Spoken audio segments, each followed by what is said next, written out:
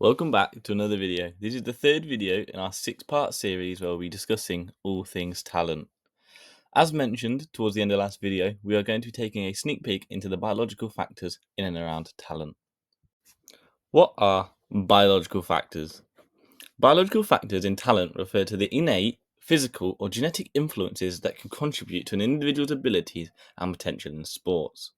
Among professionals, this is a hot topic, providing an insight into the naturally occurring factors that have helped to develop world-class athletes.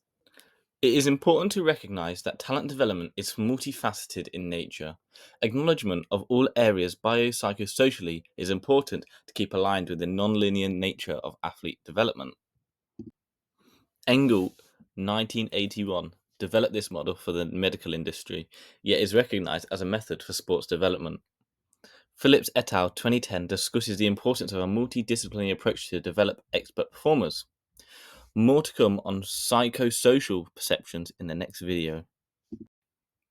So what is the birthplace effect?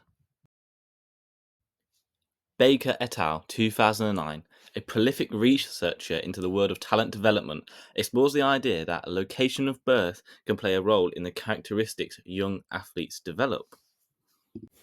Along with genetics, the environment and challenges faced from a young age can develop desirable characteristics for a professional athlete. The best example of the birthplace effect is Kenyan runners.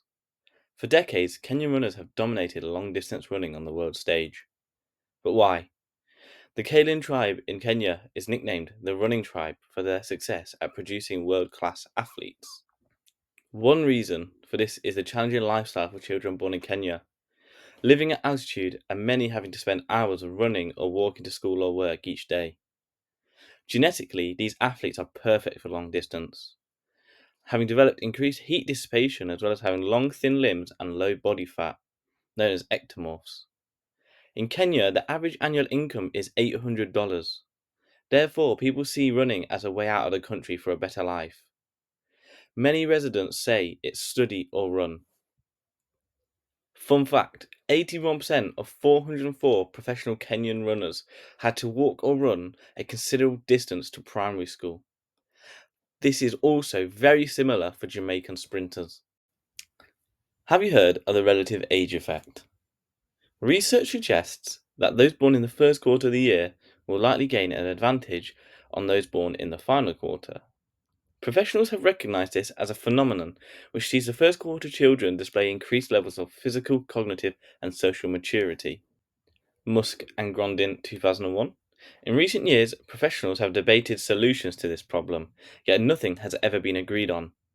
Are there positives for the relative age effect? Can it help with athlete development? This leads us on to the underdog effect, which can be one of the outcomes of the relative age effect.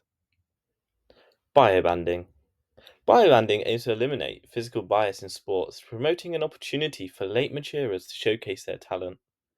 The process sees athletes grouped up based on their physical stature, for example, strength and height.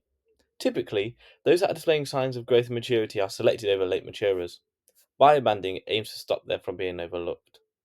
Taking a look at a real world example. Bournemouth AFC attempted to combat relative age effect by trialling the theory known as biobanding. As mentioned, this approach sees players categorized based on their physical stature, allowing them a level playing field to showcase their technical ability. Their reasoning was developed from witnessing early and late maturers, which sees an almost 4-year swing from under 12s through to under 16s. This provided coaches with a different perspective in their aim to assess players.